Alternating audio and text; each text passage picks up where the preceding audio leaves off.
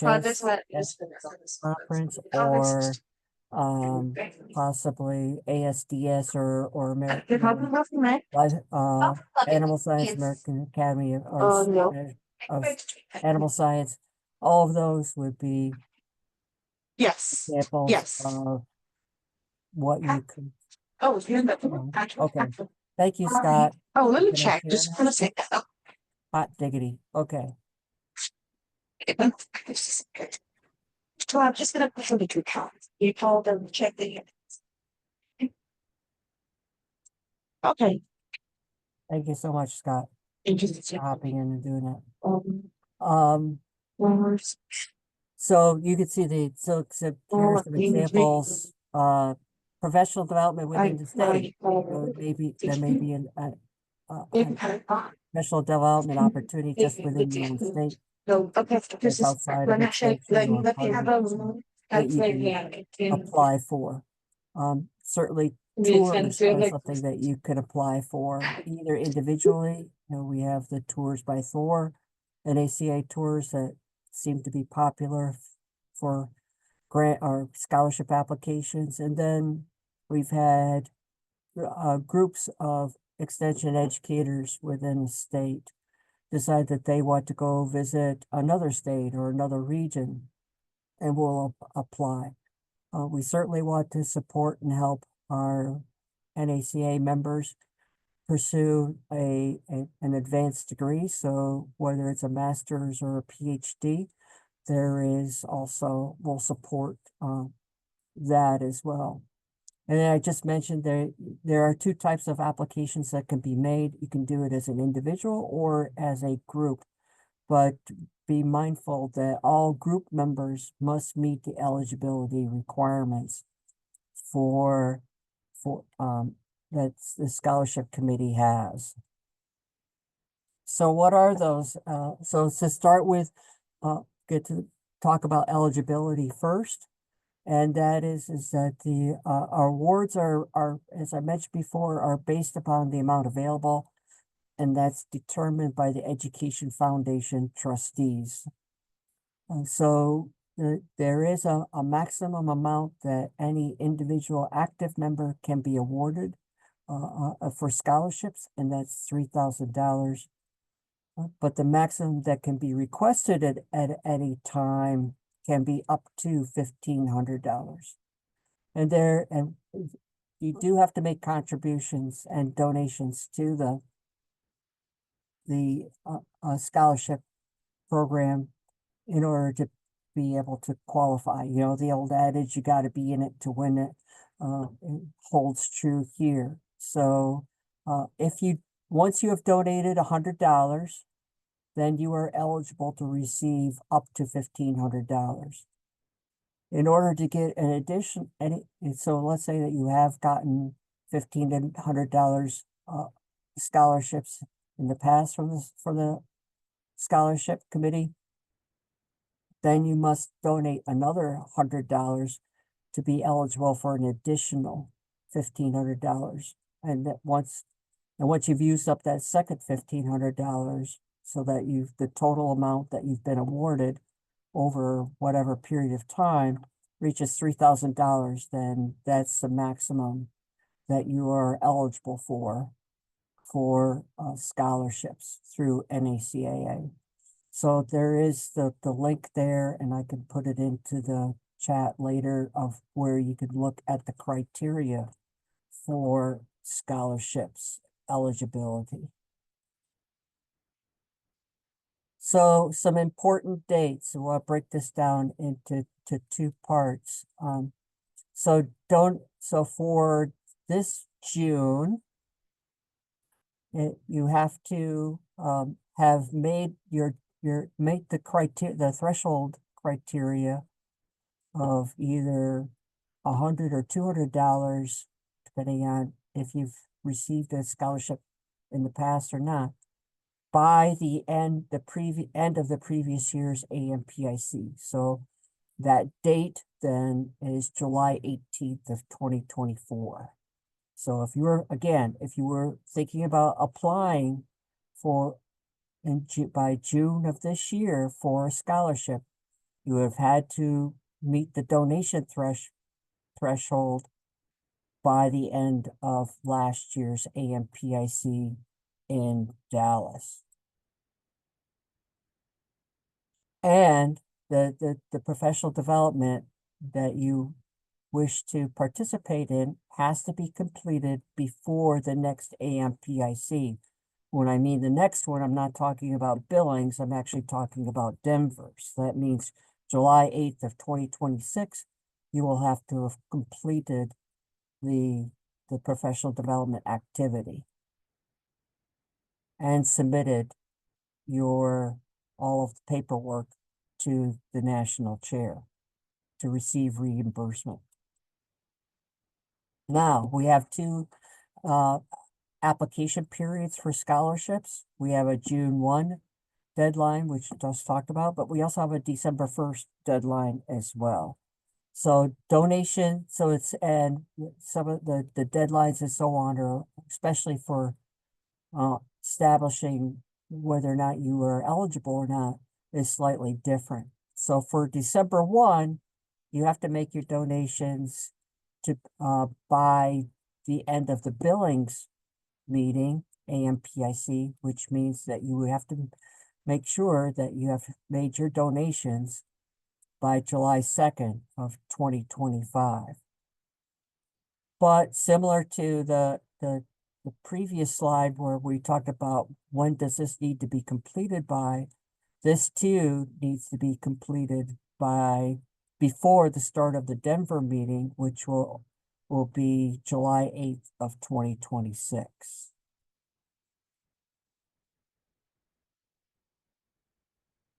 So we'll talk about this because it is slightly different between what the process is for approving and choosing scholarships to be awarded is slightly different between June 1 and December 1st deadlines. So by June 1, the scholarship applications have to be in. That's pretty much cast in concrete.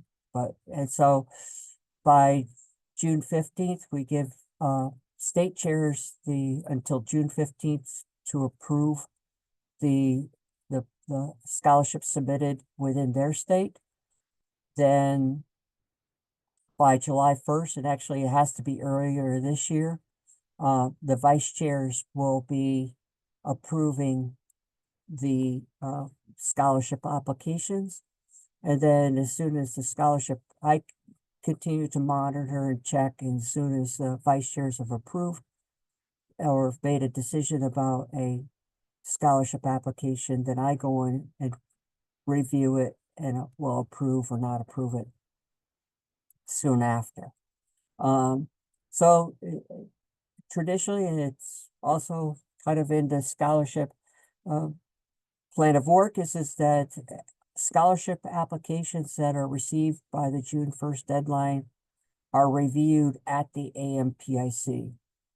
So, and then recipients will be notified 1 to 2 weeks later that they have been awarded a scholarship.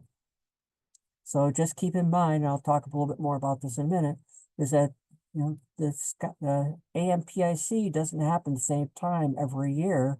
So that need to be thinking about that when you might, and take that into consideration as to when you might apply for a scholarship. So what about the December 1st deadline applications that we received? So this somewhat similar is that the state chair has basically 15 days to approve those by January 1st, excuse me.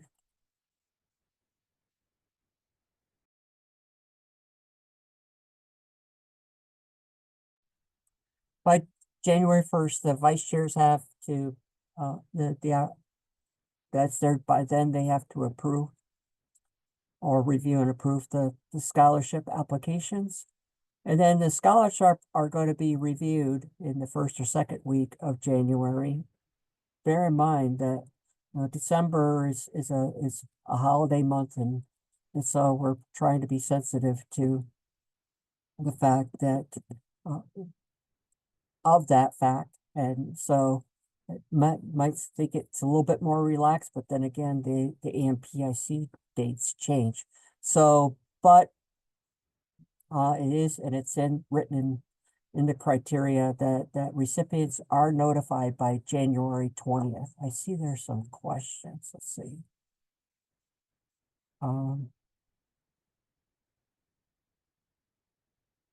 Uh, Kaylee, can you see him now? Well, that was earlier, so I hope you can see. Everybody seeing my?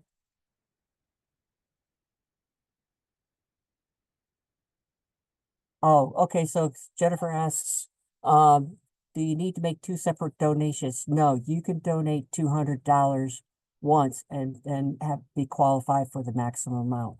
But how much and how often you donate is up to you, Jennifer. Okay, thank you, Kaylee.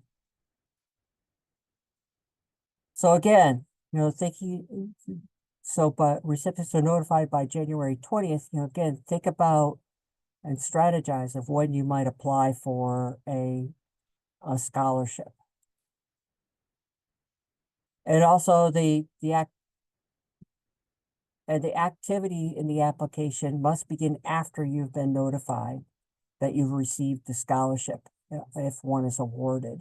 You can't start something like, for example, well, a good point would, well, let's just say for the sake of argument, somebody was taking was in a master's program and enrolled for a fall semester in, and taking some graduate level courses, would not be able to apply during the December 1 application period to cover the expenses for that fall semester graduate courses, because they've already started.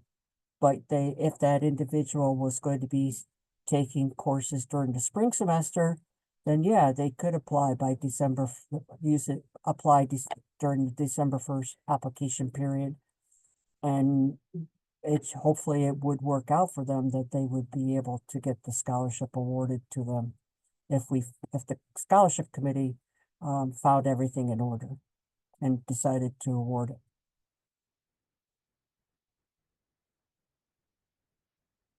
Kaylee, I would say, I'm going to go on the record and say that be in touch with the national chair of the scholarship committee. And I understand that many do start before January 20, and it would be up to them. I'm retiring this year as national scholarship chair, and I don't want to hamstring or say something that one of the future chairs would have to hold to, but I would at least say that, talk to them, or certainly talk to your regional vice chair for some guidance. I would hope that things could be worked out so that it be in your favor, but I think it does take some communication there to make sure.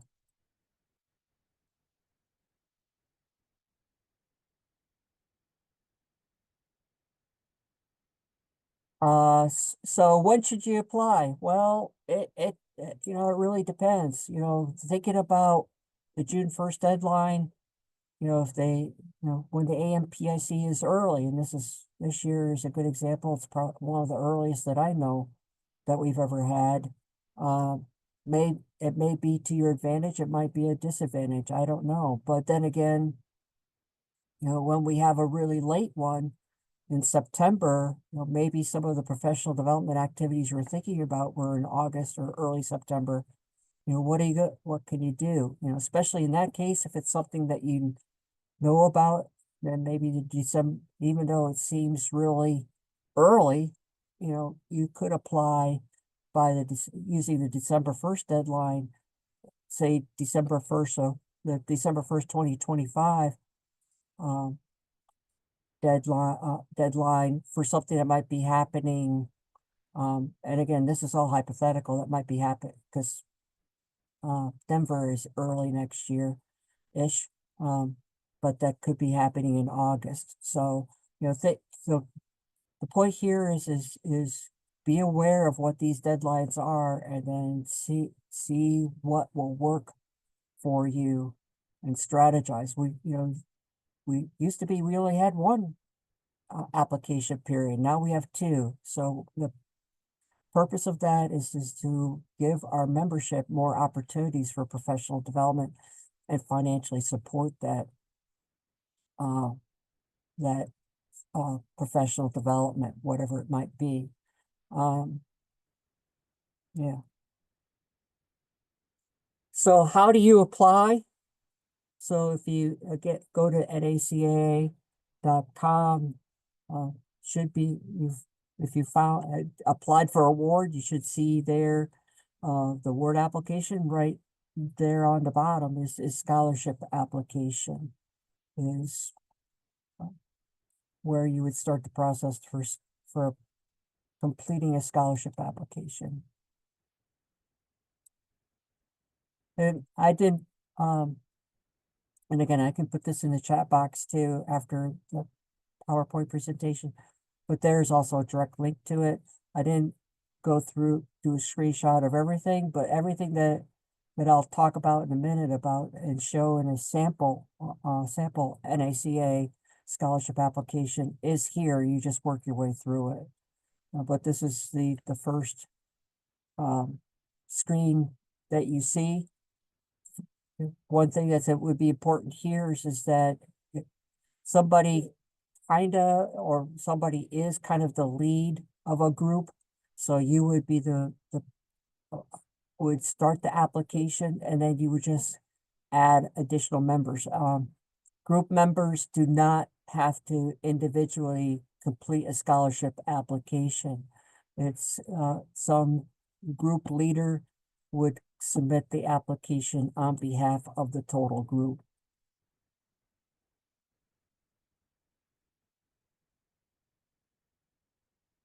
So, something that's new at the NACA website, the scholarship committee worked on this, and earlier this year, and something we have talked about for a year or two, but we we see, so when we review scholarship applications, we certainly see where, and it is competitive there.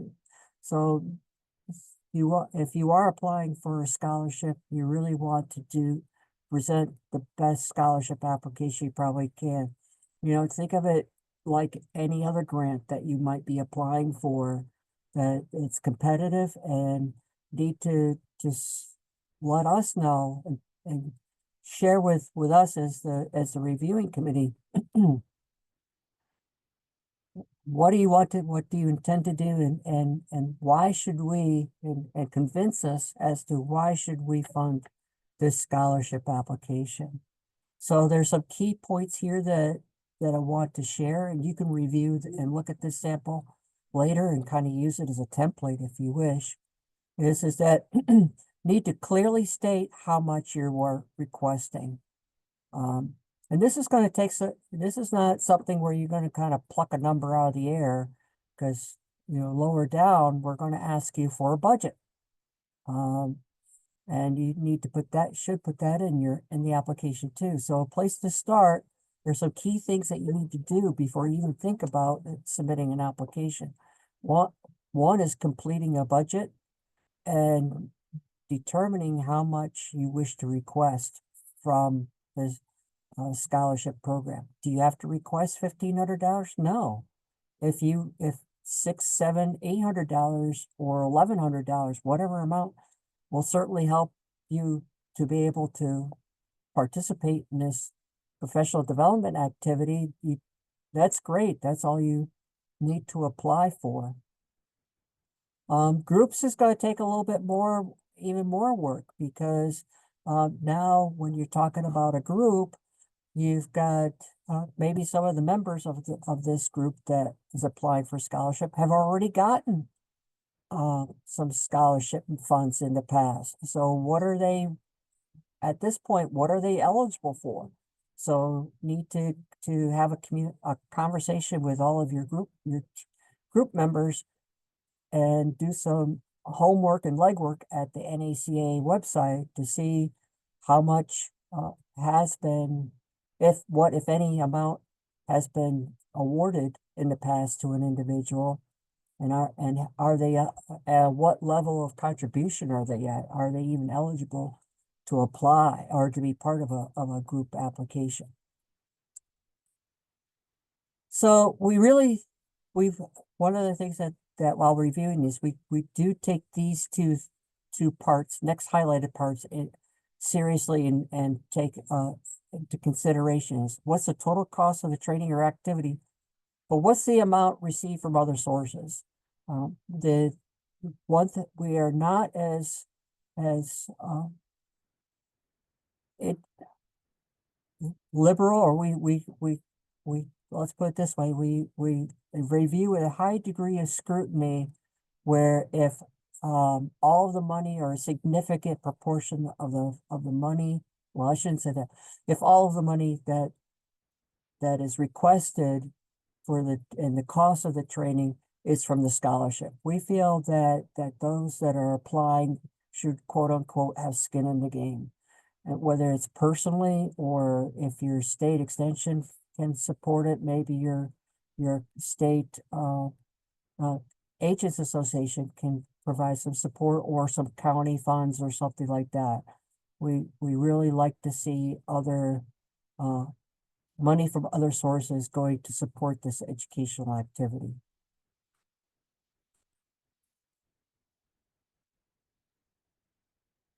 And then going out, didn't show this, but the two key things would be justification.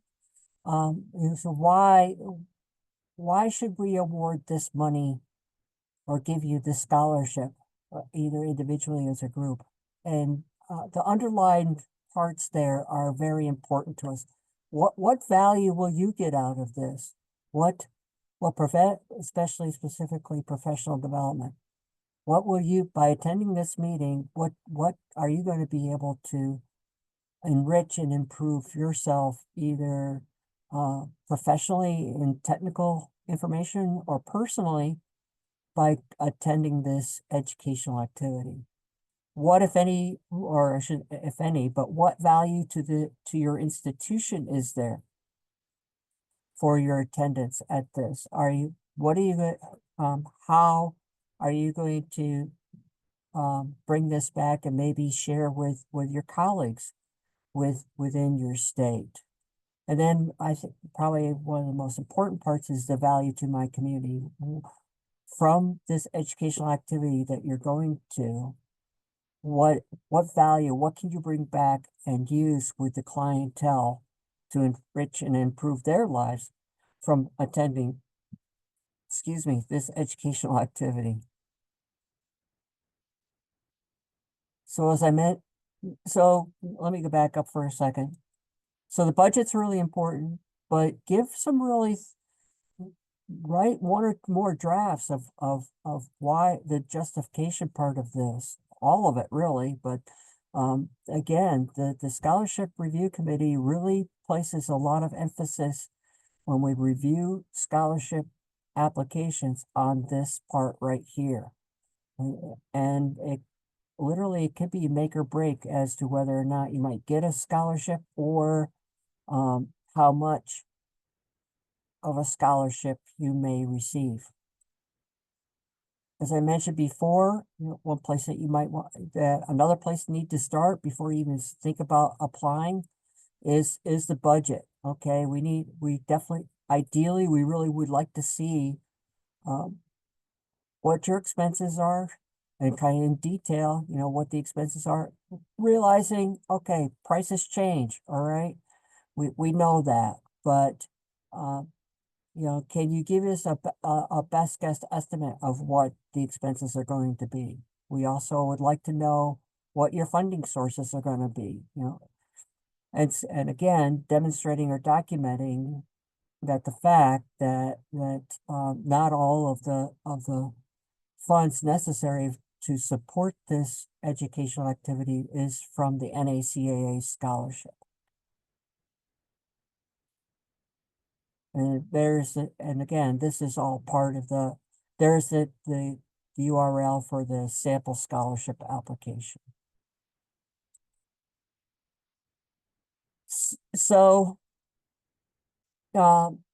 it's, honestly, I don't remember what I put this slide in for, so I'm going to skip it.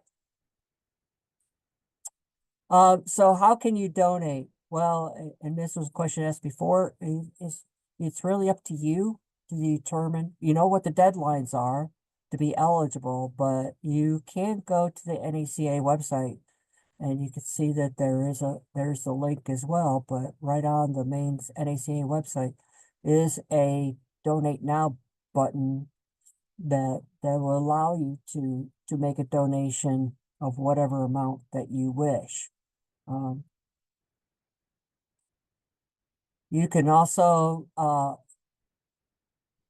pay by check, and the check actually should go, and I can provide that information.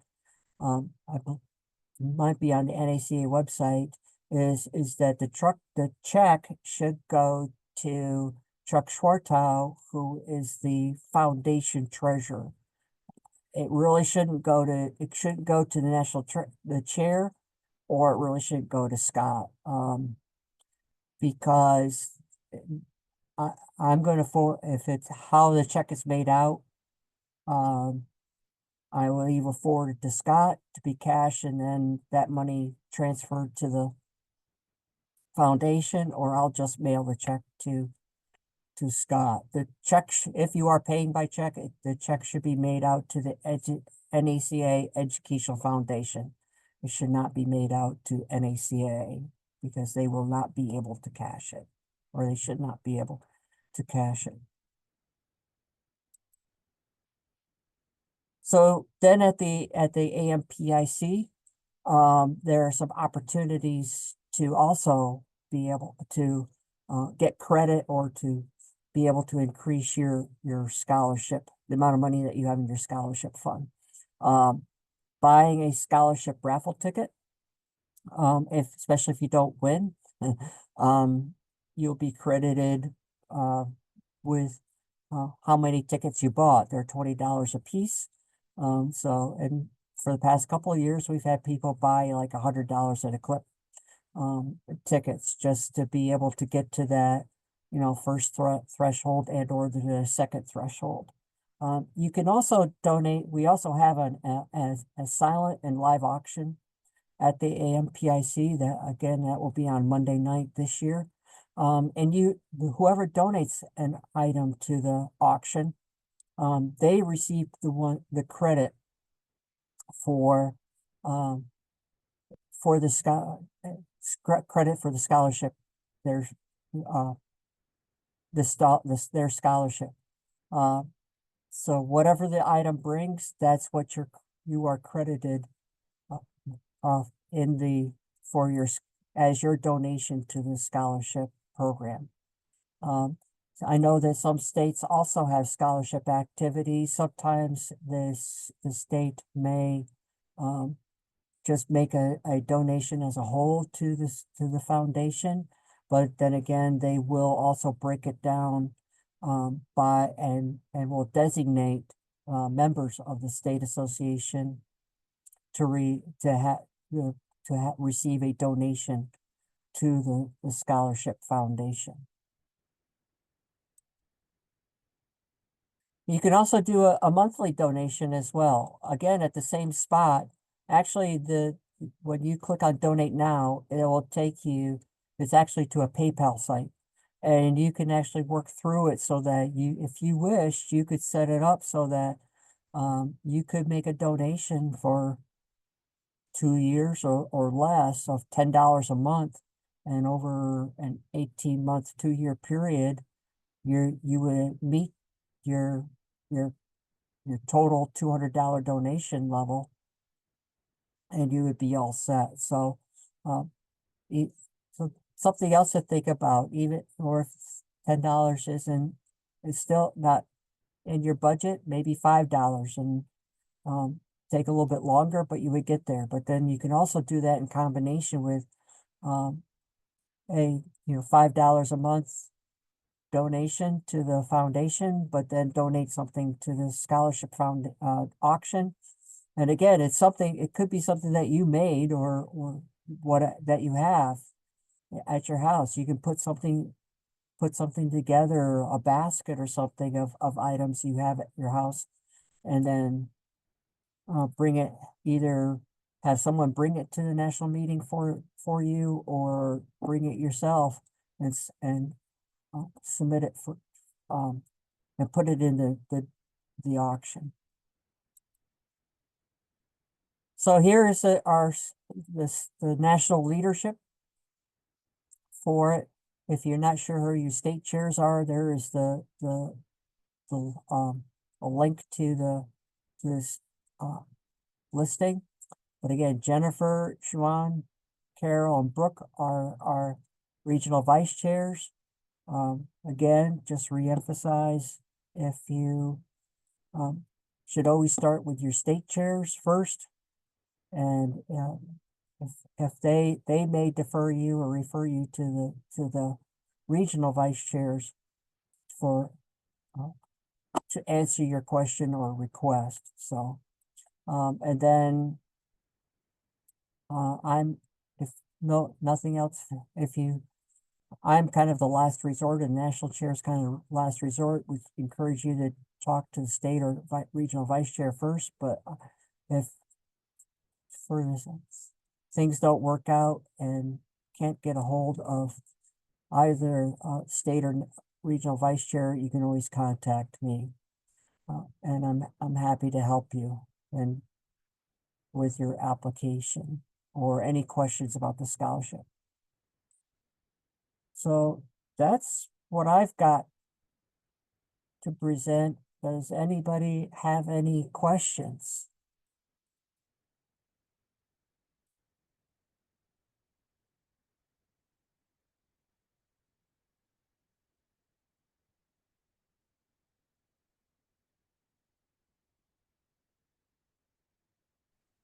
Thanks, Steve. Appreciate it.